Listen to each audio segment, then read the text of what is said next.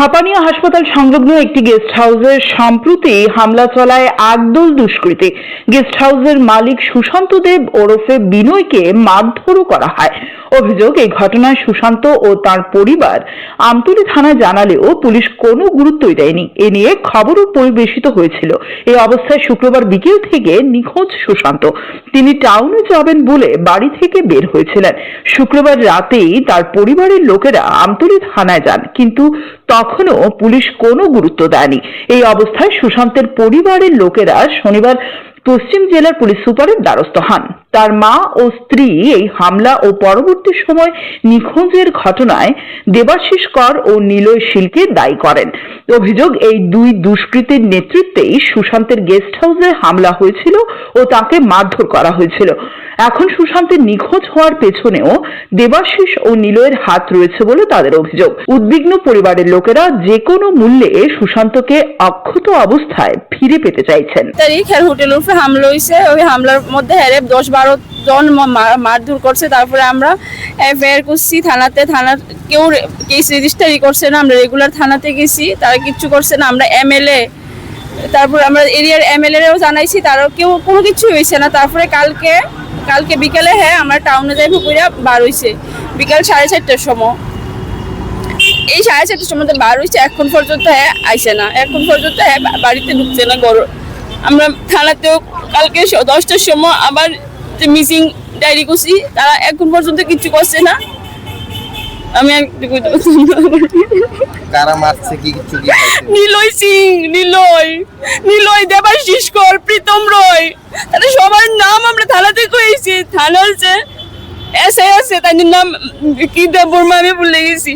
ওই দেববর্মার কাছে আমি নাম কইতেছি নিলয় সিং, তাই বাবার নাম কয়ে লাইতেছে। মানে তারা সব জানে, জানিয়ে শুরু কিচ্ছু করছে না, কিচ্ছু করছে না তারা।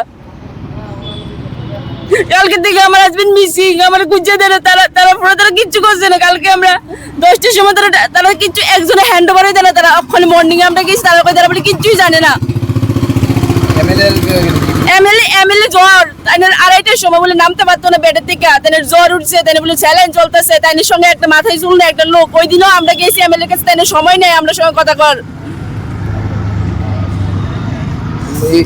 কি কারণে হোটেল আমি জানি না, এমন কিছুই করছে না। কাস্টমার আইছে কিছু ইন্টারন্যাশনাল কাস্টমার, শুধু আমরা হোটেল না, আমরা হোটেল তো শুধু 7টা রুমে দিছে। বাকি কান্তি সেনের হোটেলে গ্লোরিয়ার মধ্যে সবচেয়ে বেশি কাস্টমার, তারা কিচ্ছু হয়েছে না। এই আমাদের হোটেলে দিকে 7টা রুমে দিকে কাস্টমার দিছে, আজকে এই অবস্থা। দেবাশিস কর সব কিছু পুরো এই ঘটনা মাস্টার মাইন্ড হচ্ছে দেবাশিস কর, কেকে টাওয়ারের ওনার দেবাশিস কর হয়েছে। এই পুরো ঘটনার চক্রান্ত করছে দেবাশিস কর। এই নিলয় সিং তো আমার বাবার মাস আজকে থেকে 2-2.5 মাস আগে। ওই ঘটনারও কিচ্ছু হয়েছে না, ওইটারও এফআইআর আছে আমার কাছে, পুলিশ কিচ্ছু করছে না। এখন আমার হাজবেন্ড আগে খুঁজে আন না দোক তার আমার সামনে, তারপর আমি নিলয়ের শাস্তি চাই, দেবাশিসের শাস্তি চাই। আমরা তো 4 তারিখে আমার ছেলের হোটেলে একটা ভাঙচুর করছে, হামলা করাইছে। ওদের 10-15 জন লোক, একজনের মায়ের ধুর খুব করছে। কোনো মতে আমার ছোট্ট একটা বাচ্চা আছে কইয়া কোনো ভাবে হাতে পাওয়া ধইরা বেঁচে গেছে। নিলয় সিং এর নেতৃত্বে এবং দেবাশিস করের নেতৃত্বে কাজটা হয়েছে। আমরা পরিষ্কার, নিলয় সিং হোটেলের বাইরে দাঁড়াইয়া থেকে কইছে যে এই হোটেলের সিসিটিভি ক্যামেরা ভাঙ্গা সব লয়ে যেত গা, ল্যাপটপ লয়ে যেত গা, হেড রেজিস্টার খাতা লয়ে গেছে, আরো অনেক কিছু নিছে। মানে তারপরে তার গলার চেইন আসলো, একটা চেইনটা নিছে, হাতের ব্রেসলেট নিছে, মানে ইডিটা নিছে। কিন্তু এরপরে আমরা পুলিশের কাছে কমপ্লেন করলাম, করার পরে ওখান পর্যন্ত পুলিশ তারারে গ্রেপ্তার করছে না। অথচ সে আমরা চোখের সামনে ঘোরাঘুরি করতেছে। এই দেশে কি আইন আছে না নাই আমি বুঝতে পারলাম না। এরপরে কালকে তারা এইটা যদি অ্যাকশন লইতো তাহলে আজকে আমার এই দিনটা দেওয়া লাগলো। কালকে বিকাল 4টার সময় সে বাড়ি থেকে বেরিয়েছে, আমার ছেলে। এরপরে সুশান্ত কর বাড়িতে, সুশান্ত দেব বাড়িতে, মানে বিনয় ডাকি গেমটা বাড়িতে বেরিয়ে টাউন আইব কইছে। 5টা পর্যন্ত তার সঙ্গে কথা হয়েছে। এরপরে তার আর কোনো ফোনে পাওয়া গেছে না। 7:30টার পর থেকে তো মানে ফোন একবার হয়েছে।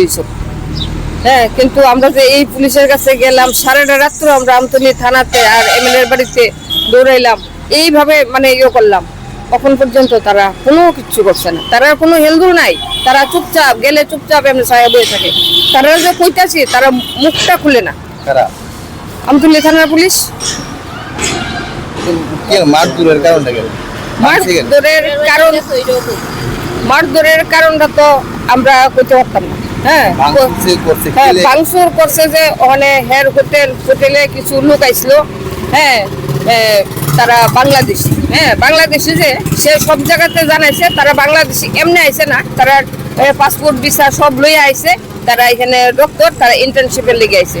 তাহলে তো এটা সরকারের ব্যাপার, এটা তো সরকারের ব্যাপার না। সরকার দেখা কইছে যে না, হেরা আটকানোর কোনো ক্ষমতাই নাই, হেরা পাসপোর্ট ভিসা লইয়া আইছে, এখানে ইন্টার্নশিপ করবো, সরকার দিছে, এটার মধ্যে কোনো ইয়ে নাই। Bureau report, CNA TV.